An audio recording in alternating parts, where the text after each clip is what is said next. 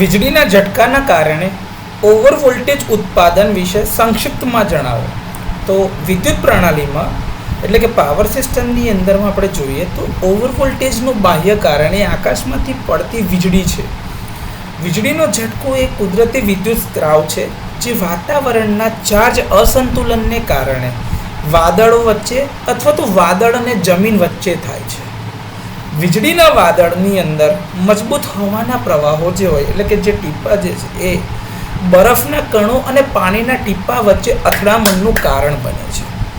આ અથડામણો ચાર્જ અલગ થવાનું કારણ બને છે, જેના કારણે વાદળનો ઉપરનો ભાગ જે છે એ પોઝિટિવ રીતે ચાર્જ થાય છે, જ્યારે નીચેનો ભાગ જે છે એ નેગેટિવ રીતે ચાર્જ થાય છે. આમ કેટલાક વાતાવરણીય પરિસ્થિતિને કારણે ચોમાસાની ઋતુમાં થતા વાવાઝોડાના કારણે અથવા તો આવી અથડામણોને કારણે વાદળોમાં ઇલેક્ટ્રિક ચાર્જ એકઠા થાય છે. કેટલાક વાદળો અથવા વાદળોના કેટલાક ભાગમાં પોઝિટિવ ચાર્જ એકઠા થાય છે, જ્યારે કેટલાક વાદળોમાં અથવા તો કેટલાક ભાગમાં નેગેટિવ ચાર્જ એકઠા થાય છે. જ્યારે આ વાદળ જમીન પરથી પસાર થાય છે ત્યારે તે જમીન પર વિરુદ્ધ પોલારિટીના ચાર્જને પ્રેરિત કરે છે. જો અહીંયાથી આ નેગેટિવ ચાર્જવાળું વાદળ પસાર થઈ રહ્યું છે તે પોઝિટિવ ચાર્જને ઇન્ડ્યુસ કરે છે. જ્યારે વાદળ પર ચાર્જમાં વધારો થતો જાય છે ત્યારે વાદળ અને પૃથ્વીની વચ્ચે જે પોટેન્શિયલ ગ્રેડિયન્ટ બનવો જોઈએ એ વધતો જાય છે. આમ ચાર્જ બિલ્ડઅપ વાદળ અને જમીનની વચ્ચે અથવા તો વાદળની અંદર એક મજબૂત ઇલેક્ટ્રિક ફિલ્ડ અથવા તો એક ક્ષેત્ર બનાવે છે. જો વિદ્યુત ક્ષેત્રની તાકાત હવાના બ્રેકડાઉન વોલ્ટેજ કરતાં વધી જાય તો તેનું આયનીકરણ થાય છે, જે ડિસ્ચાર્જ માટે એક વાહક પાથ બનાવે છે, એક માર્ગ બનાવે છે, જેથી કરીને એ જે ચાર્જ છે એ વાદળથી લઈને જમીન સુધી આવે. આ વોલ્ટેજ 5થી લઈને 20 મિલિયન વોલ્ટ સુધીનો હોય છે. અથવા તો જ્યારે પોટેન્શિયલ ગ્રેડિયન્ટ 5000 વોલ્ટથી 10000 વોલ્ટ પ્રતિ સેન્ટીમીટર બનતો જાય છે ત્યારે આવું થાય છે. પોટેન્શિયલ ગ્રેડિયન્ટ સમાન રીતે વિતરિત થતો નથી.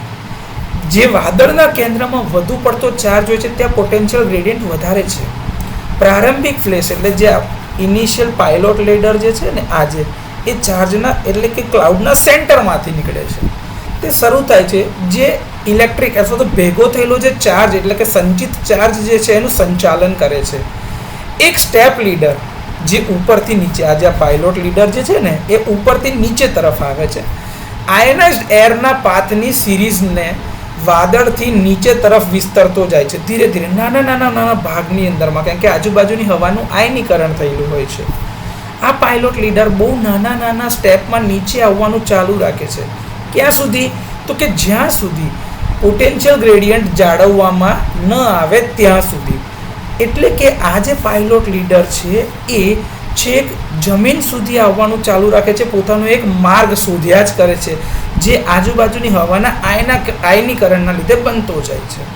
હવે જ્યારે આ પાયલોટ પૃથ્વી પર અહીંયા પહોંચે છે, જ્યારે અહીંયા આગળ અર્થ ઉપર આવે છે ત્યારે પૃથ્વીના ઇલેક્ટ્રોસ્ટેટિક ફિલ્ડમાં ખાસો એવો વધારો થાય છે અને પૃથ્વીથી ઉપર જતો સ્ટ્રીમર એટલે કે જે આ બેક સ્ટ્રોક જે છે આ દેખાય છે રિટર્ન સ્ટ્રીમર એ ઉત્પન્ન થાય છે. પરિણામે પૃથ્વી એટલે કે અર્થ અને વાદળો વચ્ચે એક ભારે સ્ટ્રોક ઉત્પન્ન થાય છે, જેને આપણે વીજળીનો ઝટકો કહીએ છીએ.